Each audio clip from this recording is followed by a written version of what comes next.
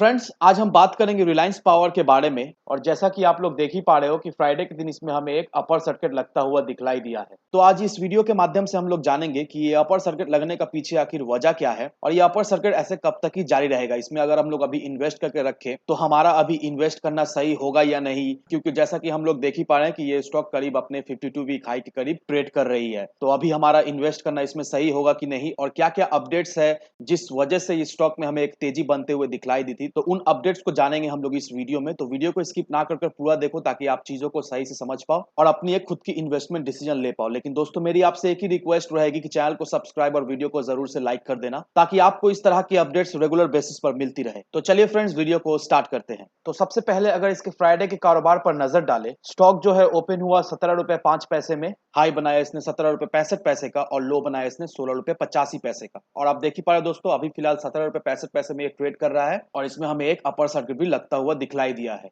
और वहीं अगर पिछले 5 दिनों की परफॉर्मेंस को देखेंगे दोस्तों, तो पिछले 5 दिनों से स्टॉक में हमें कुछ खास मूवमेंट दिखलाई नहीं दे रही थी। ये स्टॉक करीब 14 से 15 रुपए के बीच में ट्रेड कर रही थी, लेकिन वहीं 3 तारीख से इसमें अपर सर्किट लगाना शुरू किया और फ्राइडे के दिन इसमें हमें एक अपर सर्किट लगता हुआ दिखलाई दिया है। तो ये अपर सर्किट आखिर लगा क्यों, अभी हमारा इन्वेस्ट करना सही होगा कि नहीं, इन चीजों को हम लोग जानेंगे इस वीडियो में। लेकिन सबसे पहले दोस्तों एनएससी के वेबसाइट पर चलते हैं और यहाँ पर आप क्लियरली देख पा रहे हो कि फ्राइडे के दिन जो टोटल वॉल्यूम जो ट्रेड हुई है वो है 2 करोड़ 59 लाख 61,409 की। और जो टोटल क्वांटिटी जो डिलीवरी बेसिस में उठा ली गई है वो है 1 करोड़ 74 लाख 84,716 की। और आप क्लियरली देख ही पा रहे हो दोस्तों कि जो डिलीवरी का परसेंटेज निकल कर आ रहा है वो है 67.35% की। तो डिलीवरी का परसेंटेज हमें काफी हेल्दी दिखलाई दे रहा है। धीरे धीरे करके इसमें डिलीवरी परसेंटेज हमें बढ़ते हुए दिखलाई दे रही है, क्योंकि अगर आप इसके डिलीवरी परसेंटेज को देखोगे तो एक महीने पहले इसमें 55% का डिलीवरी उठाई गई थी, एक वीक पहले 51 की डिलीवरी परसेंटेज थी, थर्सडे का दिन इसमें 54% की डिलीवरी उठाई गई थी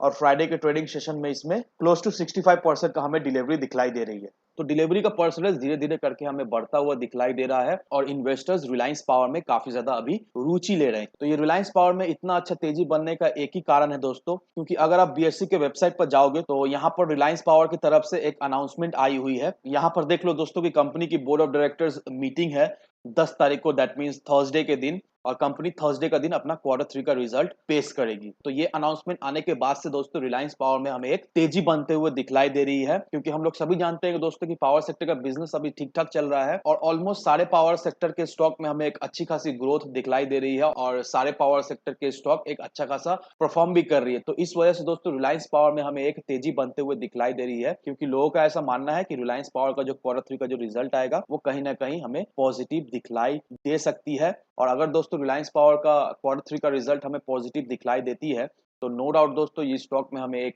जबरदस्त मूवमेंट दिखलाई देगी और ये स्टॉक अपना एक नया 52 वीक हाई भी बनाएगा बहुत जल्दी और ये स्टॉक 25 रुपए के पार भी जा सकती है। लेकिन उसके लिए Q3 का रिजल्ट पॉजिटिव आना बहुत ही जरूरी है। अगर रिलायंस पावर का Q3 का रिजल्ट थोड़ा मोड़ा हमें डगमगाता हुआ भी दिखलाई देता है तो भी ये स्टॉक में एक अच्छा अपॉर्चुनिटी है। तो भी अगर स्टॉक में हम लोग इन्वेस्ट करके रखें तो हमें इससे अच्छा खासा इन फ्यूचर बेनिफिट मिल सकती है। क्योंकि दोस्तों इस न्यूज को देखो, अनिल अंबानी को एक बहुत अच्छी खासी रकम मिलने वाली है। जब ये डिस्प्यूट जब सॉल्व हो जाएगी तो अनिल अंबानी को एक अच्छा खासा रकम, जिससे अनिल अंबानी क्या कर सकते हैं, अपना जो डेट है वो कमा सकते हैं और इस वजह से भी एक तेजी हमें बनता हुआ दिखलाई जरूर से देगी।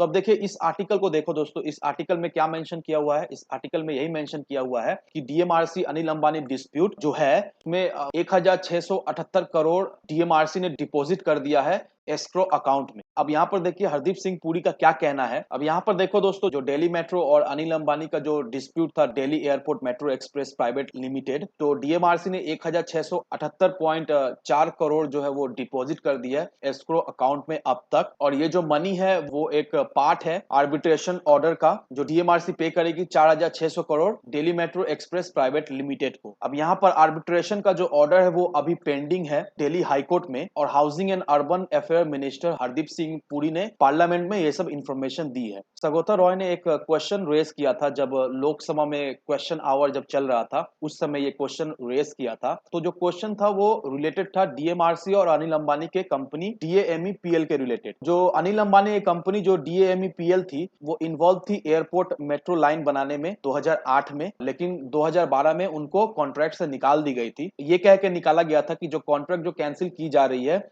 वो सेफ्टी इशू के लिए कैंसिल की जा रही है। सेफ्टी इशू क्या था? सेफ्टी इशू यही था कि ट्रैक्स में बहुत सारा क्रैक्स पाया गया था, तो इस वजह से उनका जो कॉन्ट्रैक्ट है वो टर्मिनेट कर दी गई थी। जो अनिल अंबानी का कंपनी का जो कॉन्ट्रैक्ट है वो टर्मिनेट कर दी गई थी। अब ये जो क्वेश्चन रेस की गई थी, तो हरदीप सिंह पुरी ने रिप्लाई दिया कि जो कॉन्ट्रैक्ट था डीएमईपीएल का वो साइन हुआ था अगस्त 2008 में। तो ये कॉन्ट्रैक्ट में जब ये आया कि ट्रैक में क्रैक पाया जा रहा है, तो इस वजह से अनिल अंबानी की कंपनी को 90 दिन का नोटिस दिया गया था कि 90 दिन का अंदर जो भी प्रॉब्लम है उसे सॉल्व कर दी जाए। तो अनिल अंबानी की कंपनी ने 90 दिन का अंदर जो भी प्रॉब्लम था वो सब ठीक भी कर दिया था, और रेलवे सिक्योरिटी कमीशन है वो सर्टिफाई भी किए थे कि जो लाइन है वो परफेक्ट है, उसमें अब कोई भी प्रॉब्लम नहीं है। लेकिन इसके बावजूद भी डीएमआरसी ने कॉन्ट्रैक्ट जो है वो कैंसिल कर दी थी। इसके बावजूद भी डीएमआरसी अब अनिल अंबानी कंपनी से काम नहीं करना चाह रही। तो इस वजह से अनिल अंबानी कंपनी ने एक केस फाइल किया, और अब तक दिल्ली मेट्रो की तरफ से 1678.4 करोड़ का जो है वो एस्क्रो अकाउंट में पैसा डिपॉजिट हो चुका है। डीएमआरसी का जो फुल डिस्प्यूट है यहाँ पर मेंशन किया हुआ है। यहाँ पर क्या मेंशन किया हुआ है कि डीएमईपीएल जो है वो एक सब्सिडी कंपनी है अनिल अंबानी रिलायंस इंफ्रास्ट्रक्चर का, और जो अनिल अंबानी कंपनी था वो इन्वॉल्व था डीएमआरसी के एयरपोर्ट लाइन अगस्त 2008 में बनाने के लिए। एक कॉन्ट्रैक्ट साइन हुआ था दिल्ली मेट्रो की तरफ से, और दिल्ली मेट्रो जो है वो इंडिया का पहला प्राइवेट सिटी रेल प्रोजेक्ट बना रही थी, जो कि 2038 तक चलती। लेकिन 2012 में जब दिल्ली मेट्रो के साथ जब अनिल अंबानी का डिस्प्यूट हुआ था, तो अनिल अंबानी ने दिल्ली मेट्रो के अगेंस्ट में एक आर्बिट्ररी केस फाइल किया, और दिल्ली मेट्रो के ऊपर एलिगेशन क्या लगाई गई थी, एलिगेशन यही लगाई गई थी कि ब्रीच ऑफ कॉन्ट्रैक्ट और टर्मिनेशन फी लेने के लिए। तो आर्बिट्रेशन ट्राइबल ने ऑर्डर दिया डीएमआरसी को 4600 करोड़ रुपीस पे करने के लिए डीएमईपीएल को। तो जो भी पिटीशन डीएमआरसी की तरफ से फाइल की गई थी वो सब डिसमिस कर दी गई, और सुप्रीम कोर्ट भी जो है जो भी डिसीजन के ऊपर जो रिव्यू था, वो रिव्यू का जो पिटीशन था डीएमआरसी की तरफ से वो सब डिसमिस कर दी। अब डीएमआरसी को 4600 करोड़ रुपीस अनिल अंबानी को चुकाना पड़ेगा। तो ये अभी केस चले जा रही है। अब देखिए दोस्तों, ऑलरेडी 1668 करोड़ जो है वो एस्क्रो अकाउंट में डिपॉजिट हो चुकी है, और धीरे धीरे करके जब भी ये डिस्प्यूट है पूरी तरीके से रिजॉल्व हो जाएगा, तो अनिल अंबानी के पास एक अच्छा खासा अमाउंट, एक अच्छा खासा कैपिटल आ जाएगी, जिससे वो अपने कंपनी जैसे रिलायंस इंफ्रा हुआ, रिलायंस पावर हुआ, उनके जो कर्ज है उसे चुका पाएंगे। तो देखा जाए तो ये जो केस चल रहा है अनिल अंबानी के पूरी तरीके से फेवर में है, और जरूर से अनिल अंबानी ये केस को जीतेंगे। तो जब भी ऐसा होता है दोस्तों, एक बहुत बड़ा कैपिटल अनिल अंबानी के पास आएगा, और ऑब्वियस रीजन है दोस्तों, जो भी कैश आएगा अनिल अंबानी में कंपनी में ही लगाएंगे, क्योंकि उन्हें अच्छी तरीके से पता है कि रिलायंस इंफ्रा और रिलायंस पावर ही जो है वो उन्हें बचा सकते हैं, क्योंकि अनिल अंबानी का कंडीशन अभी अच्छा है नहीं, और यही दो कंपनी है जो कि इन फ्यूचर अनिल अंबानी को स्टेबल कर सकते। तो देखिए दोस्तों, 3 तारीख को ये दोनों ही खबर आई थी, और ये दोनों खबर आने के बाद से स्टॉक में हमें एक अपर सर्किट लगता हुआ दिखलाई दिया है। और ये भी जान लो दोस्तों कि रिलायंस पावर अभी बहुत ज्यादा ही बुलिश है, क्योंकि अगर आप यहाँ पर देखोगे दोस्तों, तो यहाँ पर क्लियरली सब मेंशन किया हुआ है। यहाँ पर देख लो दोस्तों, 50 डे मूविंग एवरेज